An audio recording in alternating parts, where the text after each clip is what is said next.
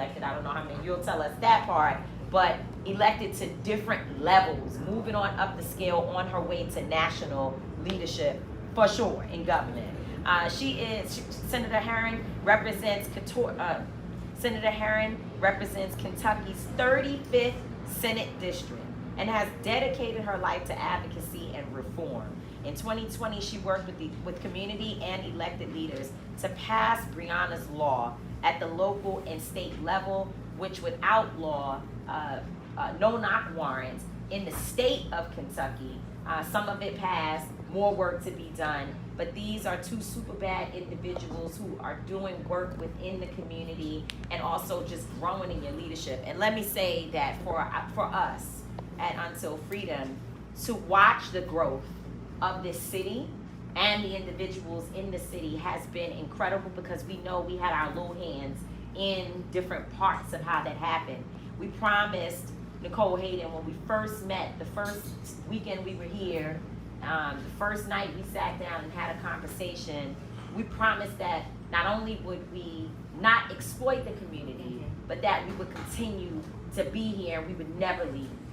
That's a commitment that I've made to every single family and community that I've been in since I started over 20 years ago, because I was told by my mentors that the most important thing you can do is not the work when everybody is there, but it's the work when nobody is there, right? And we have continued at Until Freedom to come back here and to work with the two of you. So I'm so excited to have both of you sitting here. Today, our show, when we talk about the 100 years, when we talk about the 100 days of Trump's presidency, we have been trying to pair boots on the ground with legislators and media representatives and strategists so that we have a feeling of what comes out. What people get to see is that those two things have to work together. Yeah. There's no way for us to do the work with just an elected, just a boots on the ground individual. They have to come together. So the first thing I want to talk about for both of you is how you see that working together. That you are an elected leader. How important is it for you to have the Nicole Haydens and everybody, the people of your city, right? Melvin and Brother Big Baby and you name it, everybody, Auntie, everybody, right? Pushing to help you get things done. Because I think some folks, some elected officials don't think they need the people until it's election time. And then the people boots on the ground don't always see the need for elected officials. So I want you all to talk about that dynamic and how important it is. I mean, first, thanks for having us on and always coming back and showing love as you promised. And coming from an organizer to now elected, I'm actually was talking to Angelo, and I need to write these things down to come back and teach the community. Because what I realized is that the work that we were able to do in 2020, it was organizing, an organizing strategy and then a legislative strategy. And I think oftentimes where we fall is that either legislators just want to do it their way or the community just wants to do it their way. And until both of those things working together, then you're not going to get policy passed. That was how we were able to get Breonna's Law passed as quickly as we did, obviously in the moment, but there was a community organizing strategy, and then the legislators, the electeds, had to be working behind the scenes of figuring out what that is, because the dynamics are different. And community may not be able to always move that elected, but there's other people in this other body, whether it's lobbyists, whether it's other business leaders, that can move some of those people. And so there has to be the legislative strategy and the community organizing strategy. And I think that that's one of the things that I've been trying to wrap my head around for so long is how do I display and show that? We've got a lot of great people in the city of Louisville, but I do think that one of the downfalls that we have is we have not done a great job of us all coming together and making this thing work together. Where have you seen it work, that strategy? Of all, the time that you've been either an organizer and or an elected, where have you seen the power of the people and the legislative process come together? I mean, honestly, Breonna's Law, when we look at that during 2020, when we went to get a Breonna's Law passed, when you called the city of Louisville, the voicemail said, press 1 for Breonna Taylor, related issues, 2 for everything else. Wow. And what we were able to do, and what people don't know, is that the first piece of policy that we gave to Metro Council, it wasn't a complete full ban. And what we actually was fighting against was language that we first originally gave them, right? And so like we made the call and said we wanted. Who was we? So legislators, without your involvement, gave them language that you had to go fight, or was it? Right. So there was community folks, myself, and a dude named Terrence Sullivan. We are the ones who actually wrote that first one. The first copy. And then it evolved. We gave it to Metro Council. They ran with the language that we had. The goal was to get coalition to work together, but they said they wanted to move fast. So they took our first draft of the language and they ran with it. But after we had some days to read it, we like, no, we needed a complete ban. And we can do that. And we can change our mind. And so that's what we actually ended up fighting. And what we did was we had like, I think originally like 4 or 5 council people that said that we support a complete ban. So what we did was we put on social media and we said, we want to thank these 5 council people for supporting a complete ban. So then other council members was like, well, we support it. We like, yeah, but you don't support a complete ban. If you want us to thank you, you got to support a complete ban. And that's how we was able to eventually get the full 26 to get behind the complete ban. Because at first, people was like, we can never do a complete ban.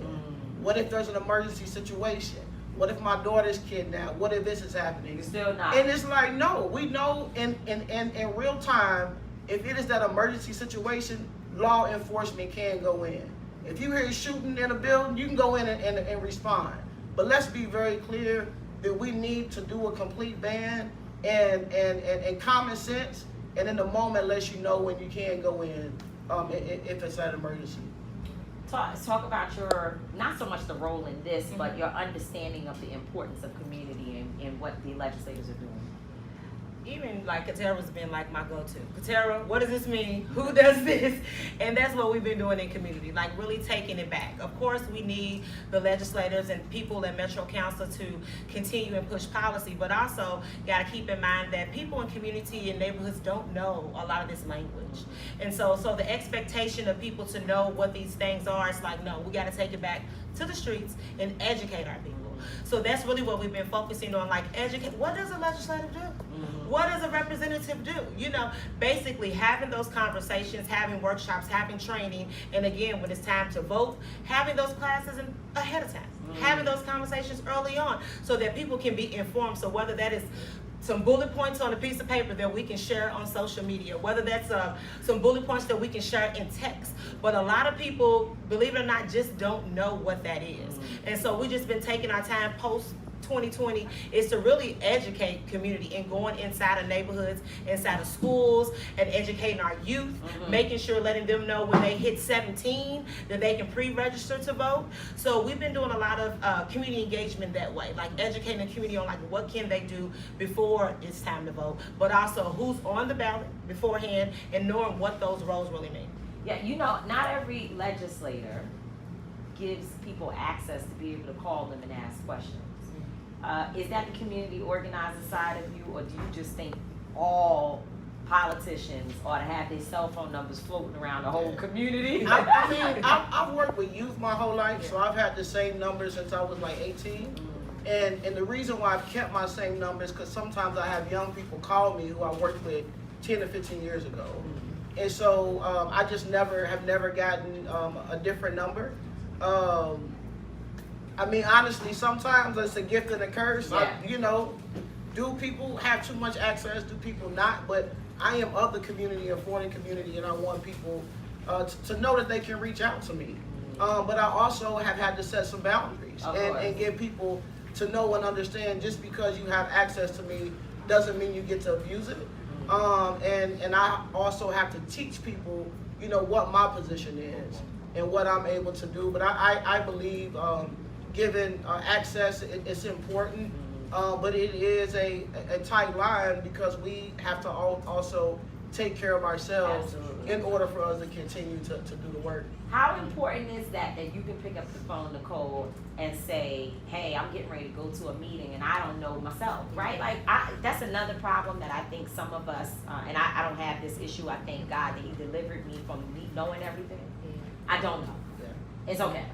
You can look at me like I'm dumb and I'll raise my hand in a room full of people and say, I don't understand Yeah. the words that you're saying, Yeah. you know, Yeah. straight up. Like, I don't know that word. Yeah. Yeah. You know, and I'm not trying to act like Yeah. How important has that been for you to be able to call Keturah or Shamika or whomever and say, help me understand this so I could go relay it, especially to our young people who need to know? It's very important. Like Keturah said, she was one of us before she became in office, so she's been boots on the ground. So just having those connections, even Shamika, Parasharai, like we were all boots on the ground together. And I knew that once they leveled up, they were going to be important to me to be able to communicate to the community. And to me, it's like, you gotta have that. You gotta have that connection. You gotta know who's doing what, and even stepping outside of the norm to pick up the phone. I see her in moving around in traffic, be like, hey, can you tell me what this means? But she's always encouraging. You got this, you can do this, and even who's next in line? Even if it's not you, Nicole, who's next in line? Who do we need to get prepared? And I was like, okay, this young person, let's get them connected with you. Let's get them in conversation. It may not be this year, it may be 3 years down the line, but we need to get them in communication and conversation to know what's next. Yeah. So, go ahead. But I was going to say, one of the things that you said, I tell people that as well. I don't know everything. My background is juvenile justice. That's what I know front to back. You can't tell me nothing about it. But there's other things about housing that I need, information about, or about codes and regs. I don't know that language, and so it is important. And I actually lean on some of the folks who know more than me and prepare me for meetings. So one of my homegirls gave me the whole thing for a meeting that I just had, and the person I was meeting with was like, that's an excellent idea, and ran with it. And it wasn't me, but it was somebody from the community who is an expert. And so my role as well is to take their expertise in the meeting. That's right? It doesn't. But will you include that person with you on the journey to getting this? Yes, thing they done? don't want to be They don't because want it's it. political. But if they did, But if they did, they would definitely be there. But they know choose that side. that it's best for me to have the seat. But they're giving me the information, and so after the meeting, I'm like, yo, they bit. They write it down, and I need to get them a document in the next 2 days. And so then collaboration. me and that is person key. collaborated, was able to send this document, and it's going to be rolled out in a way. But it's their expertise that I'm allowed to take, to the rooms, because I don't know everything. So the last thing I want to talk about, two things I want to ask you all about the inspiration of this tour, which has been hard, and we know that we've been saying that in every conversation. It's not easy, so we'll talk about some of that. But the consent decree, right? I feel like it's such a slap in the face to watch the federal government say that our lives don't matter, because we know that the investigation that was done to get to the point of a court order, which is the consent decree, it uncovered what you all already knew, which is that there's an abuse of police power in this city, that many of our young people, and particularly people in general who live in the West End and other places that are deeply concentrated with folks who are under-resourced, are under siege with policing here in the city. Let me tell you, Louisville, I protested a lot of places. I've been a lot of places, and we've been in some contentious fights across this country. But here, there is almost a Ku Klux Klan mentality policing, or at least it was during the summer of 2020. And the militia was out there mixed up with the police, doing whatever they wanted to do. For whatever reason, when they had we were under time curfew. Curfew, yeah. Why the white folk with the big guns weren't under? Senator. Why the white folks with the guns were still able to be out, and the police wasn't chasing them, but they were chasing us? That's an issue. And so the Department of Justice's findings about all of the issues, the corruption and the abuse was very serious. And to have the federal government decide to go further than just investigating, but to actually say, here's a court order that you all have to follow in this city. And now we have a mayor who took a long time to sign it. There was a fight to get him to sign it. What do you think he's going to do now? What do you all want to see him do? And how do you feel knowing that the blood, sweat, and tears? I think about Travis, our young brother, who gave his life literally in this work, leaving a protest that day when he was killed. What does it feel like to watch our rights and the work that has been done just roll back? We can start with you, Nicole, and then can you talk about, as an elected official in this state, what work has to be done to make sure that the consent decree is abided by even without the federal government's input? For me, my role is just to continue to keep the community inspired. You know what I'm saying? Through everything that's going on, you know, especially with the consent decree, there are people that have been on the ground organizing, trying to submit a resolution, I think as of tomorrow, and it's basically to encourage them. That's really been my role. You know, it hurts.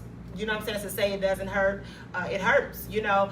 But again, you know, not to be consumed with all of it, is to keep them encouraged, as for me has been my role, and allow them to, you know, continue to feed me with information so that I can give it away to the community. So as they've been organizing on the ground with it, with officials, with themselves, taking that resolution that they're going to be presenting tomorrow and being able to tell the community about what that is. Like today we have a workshop that talks about the consent decree. A lot of people don't know exactly what that is, that language. So just having those workshops and those conversations for our community has really been my role in this. You know, it's very hurtful, and I think that during a time like this, it's a time for individual self-reflection and collective self-reflection, and that's what I've tried to do, you know, since we heard. But what I think, or what I've come to is that one, the work is the same no matter who's elected, and I think that is something that oftentimes we forget as people. Is that and when I say that the work is the same, the strategies is different, is that we as a community should have been doing more to be prepared for this moment, right? And so now as a leader, I'm thinking, what can I do to take the information and expertise that I've had as an organizer to now as an elected to continue to educate the community, one. Two, regardless, I'm going to make sure I'm in the room. Right, and so the mayor just announced that he's doing I forgot what they called it, but it's going to be 8 community members, I think 7 elected officials, and some organizations. And I'm going to make sure as an elected official that I've got a seat at that table. And it's hard because the community is like, hell no, this is not what we want. Oh, we have to. Right, heck no, this is not what we want. But no, we have to. No, okay, yeah. All that. But it is my role again to be at the table and take the voices and the concerns of the people and be there. And so, as an elected, I have to encourage my other elected officials that we have to stay on top of this, that we have to continue to put pressure on this mayoral administration. But when we talk about what's happening statewide, until we in Louisville start to build coalition with our country cousins and brothers across the state, it doesn't matter. You know, there's 100 House members in Kentucky, and there's 20 who are Democrat, and there's 80 who's Republican. Oof. And in the Senate, there's 38 members. We just had one member switch from Democrat to Republican, so there's 6 of us in the Senate, right? And so when we talk about building power, there's police issues with the white rural folks. There's police issues in Lexington and Richmond and Paducah and all these places. And unless we come together around these issues, we're not gonna get anything statewide as far as policy goes. And so we have to do a better job of organizing here, but we have to also understand how we getting out across the state to hear the concerns, because our country brothers and sisters and cousins, they got the same fighting the same issues. It just looks a little bit different, but it's the same thing across the state. You know, I want we're gonna wrap this up, but as I heard you talking just now, I can literally see people saying, which leads us right to the last topic. I can literally see people saying, "Oh, Keturah got the big head now. She talking about state stuff. Now she want to talk about going to these other communities. Why not just focus on Louisville? Yeah. See, that's why we shouldn't have elected her. Yeah. She got the big head, you know, and I can hear it because I know how it goes because you have now that you've been in elected office, you see the full playing field. Yeah. And sometimes when people only live at their not, I won't say small, but limited square footage, they don't understand how the bigger pie. And when you start pulling on them to move this way and to stretch that way, it becomes problematic because the vision is too big. Yeah. So do you feel like that is happening to you a little bit? And how are you going to combat it? How are you going to bring people along with you to help to educate them on the process so they know that when you're not in Louisville, that it doesn't mean you're not on the job? Yeah, I mean, absolutely, I feel it. But what for some people don't know, I'm not from Louisville. I'm born and raised in Richmond, Kentucky. The county that I grew up in, Madison County, is the first county that starts Appalachia. So I'm country. And I was just home 2 weeks ago. We had a fish fry and barbecue. And so, like, I know and I have people. I was, my cousins have been harassed by the police in these places. And so I just know that that's what we need to do. The other thing is we got the black church.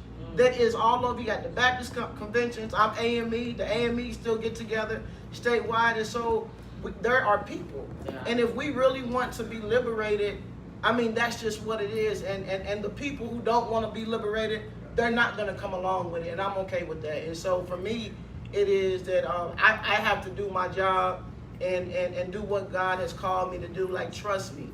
There's days I wake up and I say, God, why is this my assignment? Because sometimes it would be easier not to be elected. If I would be able to go and make more money. I'm broke as hell right now. I know that's right. You know what I'm saying? It would be easier not to have all eyes on me. Yeah. It would be easier not to have eyes on me. And we're smart, and we have transferable skills. Yeah. You take these skills and do anything you want to do, but we choose to be in community, which is a sacrifice, and we appreciate you for making the sacrifice.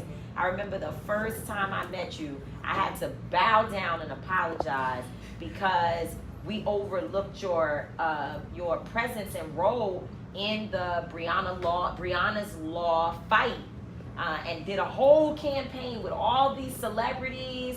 Because first of all, I was just so excited that people who usually don't want to have anything to do with my work were like, yes, I'm ready to use my voice. From Alicia Keys always wants to have something to do with our work, but Ellen DeGeneres and all these folks, I don't name them all, but they all got involved, and we did not include you in that campaign. And I remember coming to you and just being like, I am so sorry. I meant it with all of my heart. And it wasn't just the fact that you accepted my apology, it was how you did it. You did not yell at me and cuss me out and talk bad about me and write on social media that I ain't shit and F until freedom. And they're not. We had a conflict resolution process of me repenting and you accepting and acknowledging, and then us becoming sisters from there. And I acknowledge that. I appreciate you, and I want you to know that you are going places that you don't even know it yet, right? Like, we believe in you. I believe that you will be a national force for our community, and we will continue to pour resources and support into you becoming that, because you have exactly what it takes. So anytime that you get that little feeling of being like, man, I want to throw my hands up, just remember that we believe in you. Your people are counting on you to keep going. Keep going. Thank y'all. I was going to talk about conflict resolution, but I think we kind of covered it in that we just got to work together. We ain't got no choice. This tour is all about we ain't got no choice. That's what it should have been called. We ain't got no choice. In fact, Ryan, I'd like to do a workshop. I love it. Every single tour stop, but seriously, we ain't got no choice but to come together. Thank y'all. Thank you so much. Thank y'all.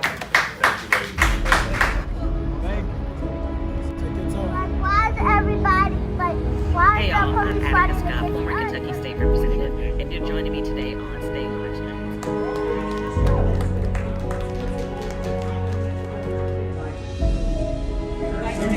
We will continue to provide updates as we have more information.